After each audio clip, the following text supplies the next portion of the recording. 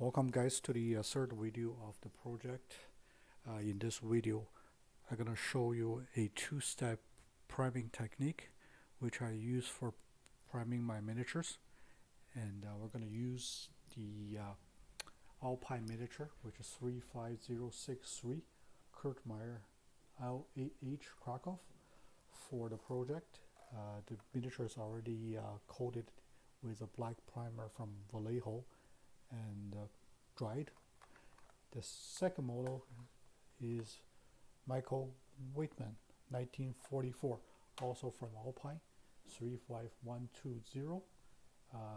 Wittman is not part of the project I'm using for Kharkov, but nevertheless I like the miniature very much, so I'm going to use it for the example for this video.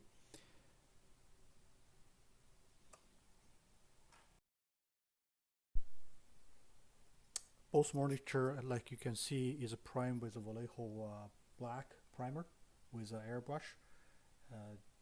The technique is called Zenithal priming, Zenithal. A lot of guys using this technique to prime their miniatures, especially creating a good lighting effects, creating a very nice shadow and light area from the miniature to paint. Alpine miniatures, like many other high quality brands I used before, each model have a lot of details which shows really nice after priming this way. My philosophy is, if you're investing a lot of time and effort to painting a nice miniature, you want to paint something that have a lot of detail, actually stands out, actually make it easier for you to get it started. Alright, we're going to do the second coating of the primer, which are using Vallejo gray with a airbrush. The reason I'm using Vallejo primer gray is the color Vallejo gray is actually very close to white than gray, so I prefer to use the gray. The white is actually a little bit too much for me personally anyway. The gray is actually have a really good standout already on a black color, on a black primer. Also gray is more versatile, actually just using by itself, and priming other miniatures need to be a lighter primer. You guys can see the airbrush is not a frame for spraying. It's actually a downward position spraying on top of the miniatures, because you kind of create a light source to spray the highlights on top of the black ones.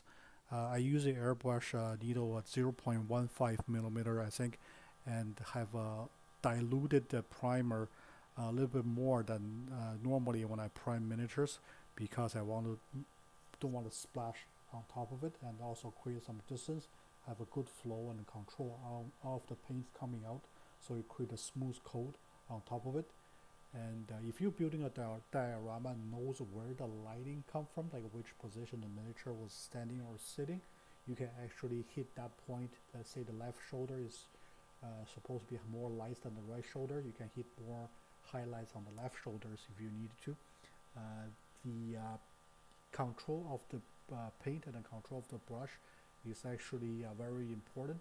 The goal is not to cover the entire thing, actually you're doing priming to cover entire the mini, but to create actually a highlight only on the resin area, so those area will catch the highlight colors. So this goes slow and steady. Here is the finished product.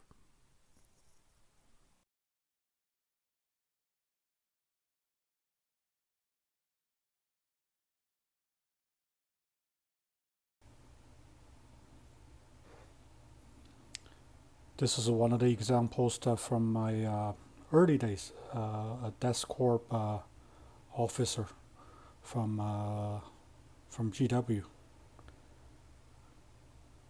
and the more detail of the sculpture of the model, the better it results. It shows all the detail will capture the highlights of the primer.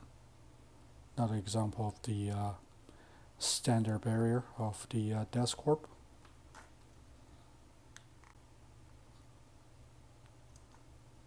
So with a bigger model, just the vampires, one of the generals I think feature, also from GW.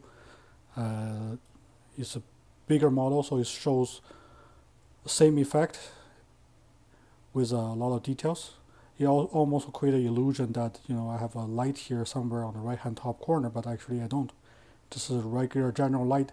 There's no special lighting or Photoshop or anything or effects on this video, just on my cell phone. That's it. This is what it looks like. Here are some finished product using this prime technique. Enjoy, and thanks for watching. We'll see you on the next video.